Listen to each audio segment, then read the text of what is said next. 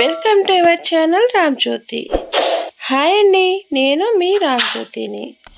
ఈరోజు రెసిపీ వచ్చేసి బీరకాయ చట్నీ, బీరకాయ ఇగురు, బీరకాయ పచ్చెనగపప్పు. ఇలా ఒకే ఐటెంతో 3 రెసిపీలు ఒకేసారి తక్కువ సమయంలో ఎలా చేయాలో ఈ వీడియోలో చూద్దాం. ముందుగా 1 కేజీ బీరకాయలు తీసుకుని పైన తొక్కు అంతా కూడా చెక్కేసుకోవాలి. చెక్కేసిన తొక్కు పడేయకోకుండా ఇలా నీటితో 2-3 సార్లు శుభ్రంగా కడిగేసి పక్కన పెట్టుకోవాలి. తరువాత ఒక చిన్న గ్లాస్ పచ్చెనగపప్పు తీసుకుని శుభ్రంగా కడిగేసి నానబెట్టుకోవాలి.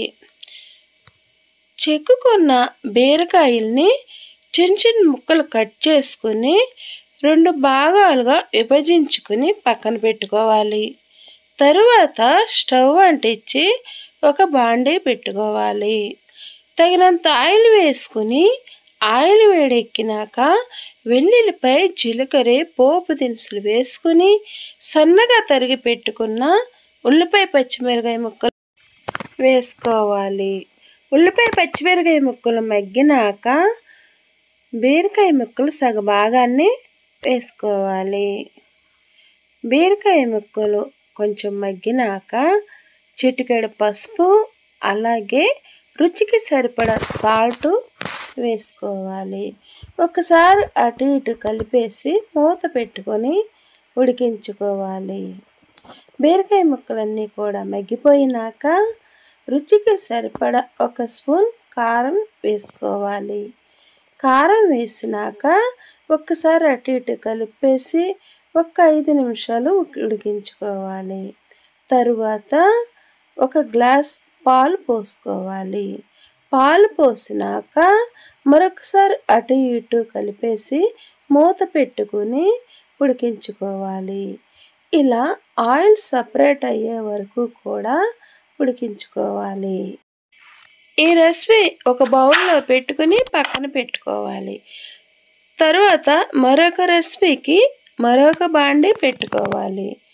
తగినంత ఆయిల్ వేసుకుని ఆయిల్ వేడెక్కిన వెల్లుల్లిపాయ, జీలకర్ర, పోపు దినుసులు వేసుకుని సన్నగా తరిగి పెట్టుకున్న ఉల్లిపాయ పచ్చిమిరకాయ ముక్కలను వేసుకోవాలి. ఉల్లిపాయ ముక్కలు కూడా మగ్గినాక ఉన్న బీరకాయ ముక్కలను వేసుకోవాలి. తరువాత రుచికి సరిపడా సాల్ట్ వేసుకుని చిటికెడు పసుపు వేసుకోవాలి.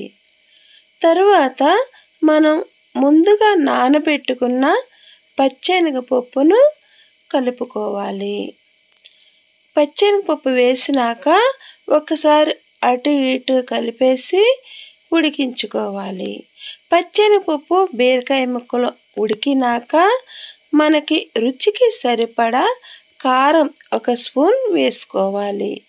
కారం వేసినాక ఒకసారి అటు ఇటు కలిపేసి వాటర్ యాడ్ చేసుకోవాలి. వాటర్ వేసినాక మూత పెట్టుకొని ఉడికించుకోవాలి.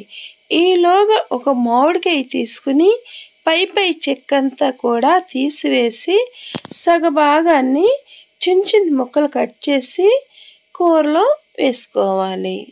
మామిడికాయ ముక్కలు కూడా వేసినాక ఒకసారి కర్రీ కలిపేసి మూత పెట్టుకొని ఉడికించుకోవాలి. కర్రీలో వాటర్ అంతా ఎగిరిపోయే వరకు కూడా ఇలా గరిటెతో కలుపుకుంటూ ఉడికించుకోవాలి.